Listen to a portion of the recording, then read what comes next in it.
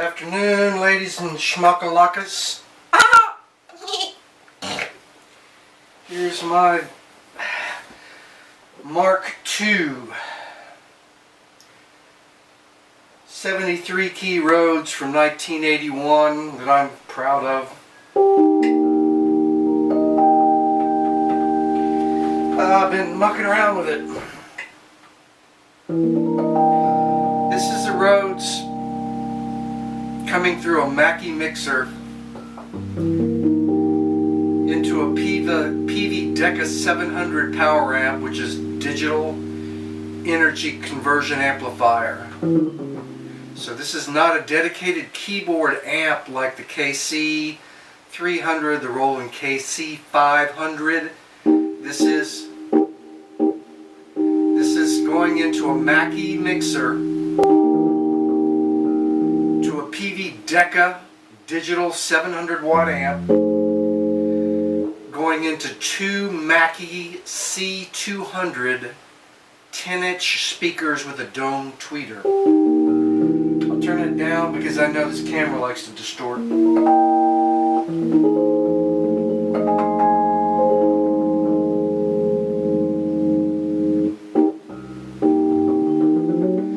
I think it's a very quality sound, and this is the Rhodes straight with no effects.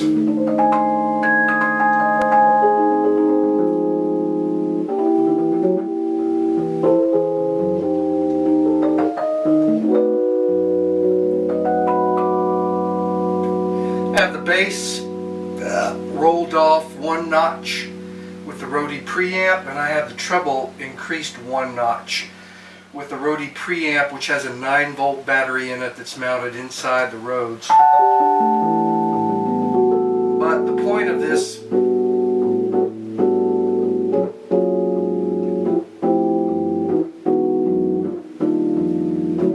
couldn't ask for a better voice Rhodes. Just couldn't.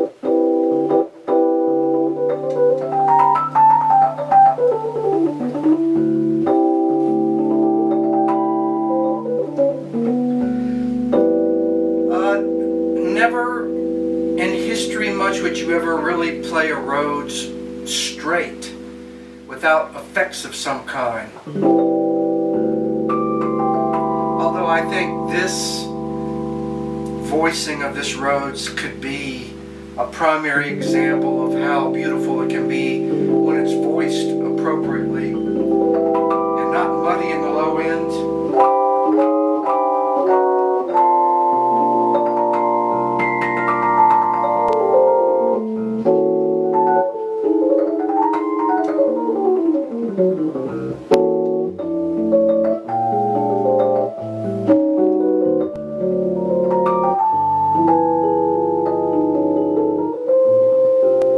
And there's some lexicon. Wow,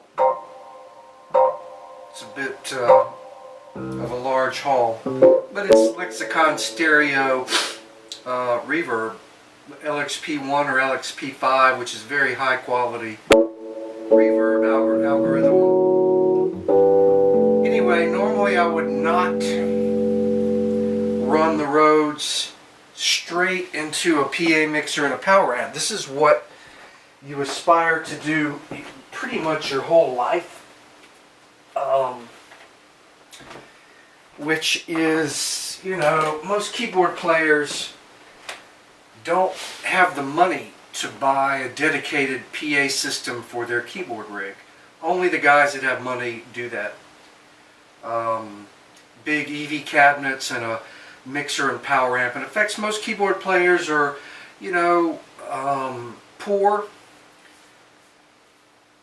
and you have to come up with a more economical solution to amplifying your rig. So the guy with the best brain that figures out how to get the best sound with the smallest package is the guy that wins. Anyway, I'm gonna unplug this now, the Rhodes going into that Mackie, and I'm gonna plug in what is down here, which is my Leslie's. These iconic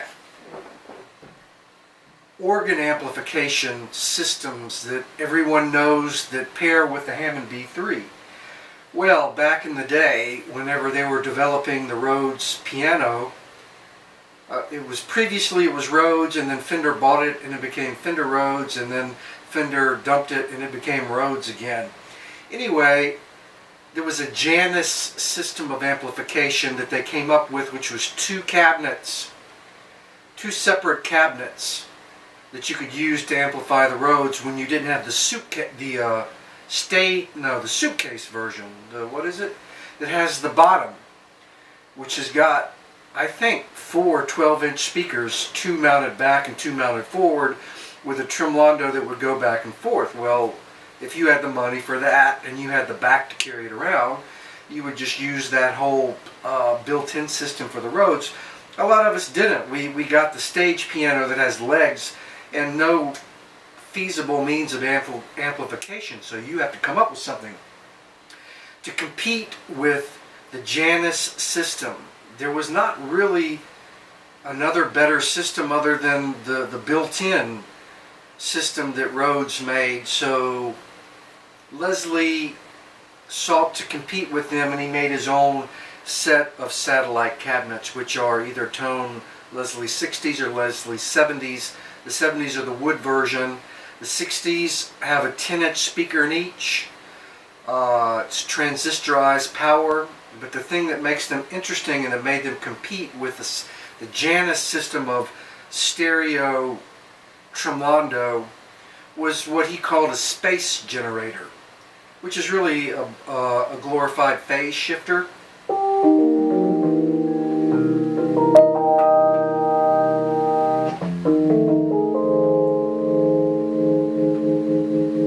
So I speed that up.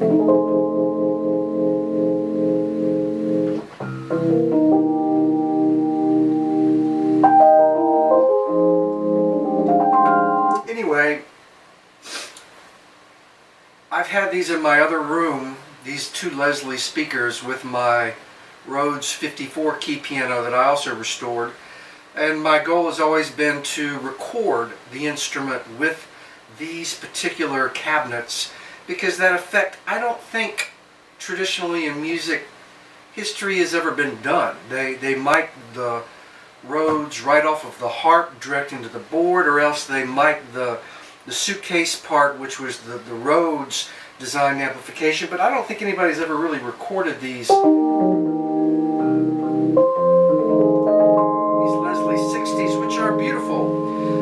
It actually has a rotary capacitor in it that's driven by a motor and a belt drive that turns and produces this beautiful phase shift. It's really pleasing.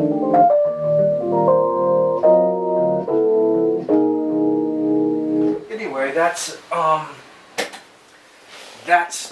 the Leslie speakers amplifying the Rhodes, which is what I've used pretty much my whole career to gig with. When I had the Rhodes, was I had to have the Leslies, because it's what created that moving, rich sound that makes your band sound good. Never would I ever run a Rhodes straight through an amp without some kind of amplification. Anyway, to truncate this rant, I was experimenting, and because now I have a PA system for the first time in my life, which consists of, and I'll be a little bit more telling here too. How's that? How about I come down and say, oh, well, where is this illustrious PA system of which you speak? Oh, well, here it is. So there it is, a very simple but effective Mackie 1202 and a PV Deca digital energy conversion amp, 700 watts, Lexicon LXP5 and a PL8 rack mounted unit. And boy, you can plug anything into this Mackie mixer, which has such a nice sound, and boy, you're going to get clean. And I have my SM98A plugged in there, so that sounds really good. So, and then here are my Mackie C200 10-inch speakers that I spent a lot of time picking those out, being small, compact, and yet very pleasing and accurate. And here, by the way, is the Leslie 60 tone cabinet. There are two of those, and so what I've had to do because of limitations of space in the studio, which is what I just did today, was I had to take the legs off of the Rhodes and set it on the cabinets so to save space, and so that gives me kind of like a pseudo suitcase amplification, really kind of like the original Rhodes was, but that works out real nice because it gives me space and the sound is down underneath your legs like that. But the kicker to this whole thing is now I have an option. You know, I can amplify the Rhodes through these two Leslie 10-inch speakers in stereo with this beautiful space generator, or I can plug them in now to my PA system over here, which is in stereo. But the key is like, how am I going to achieve some kind of effects on the Rhodes that would be similar to this phase shifting that comes from the Leslie speakers? And the key to that was, oh, I'm going retro. So back in the 80s I experimented with stomp boxes, but by that point I had already abandoned using the Rhodes on the gig because it was too heavy. It was too heavy. So I went to a DX7 II and I tried these Boss pedals, and the deal is that the high end is not real clean. So that on your synth sounds and stuff, I kind of got it in my head that they weren't really quite high tech enough for you to be able to use with a professional stereo keyboard rig. And that was true. So I ended up using, you know, a rack mounted Roland SDE 1000 digital delay, which was $450 to get my chorus sound. But, you know, 30 years later, 35 years later, now that I have the Rhodes back up and operating, and the Rhodes doesn't really have much high end to speak of, I figured I'm going to go and I'm going to experiment with this again. So I purchased a Roland Boss chorus and an Auto Wah 2, and I'm extremely pleased with the sound that they produce on the Rhodes. It's very similar, actually, in fact, to what you get with the Leslie speakers, and I'll give you a little demo of that. So the Auto Wah is for the Herbie Hancock skank funk sound.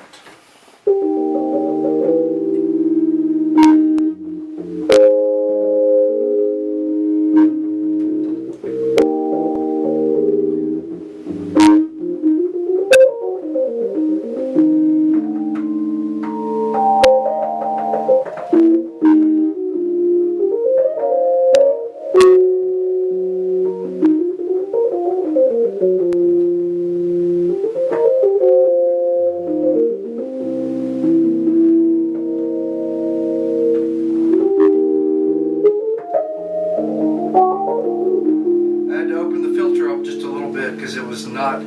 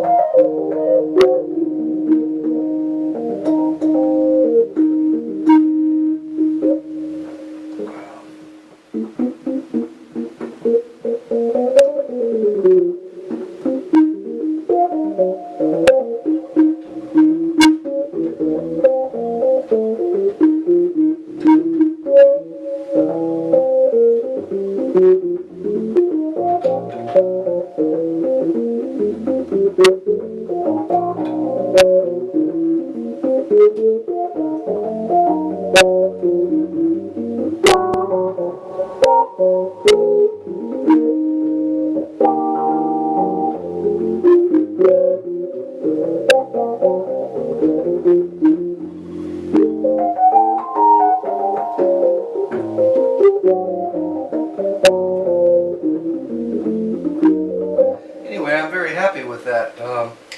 I've not done a lot of music, ghetto, funk, or reggae that would use such an effect, but I'm very happy that that particular pedal is very much suited to the Rhodes. The frequency response.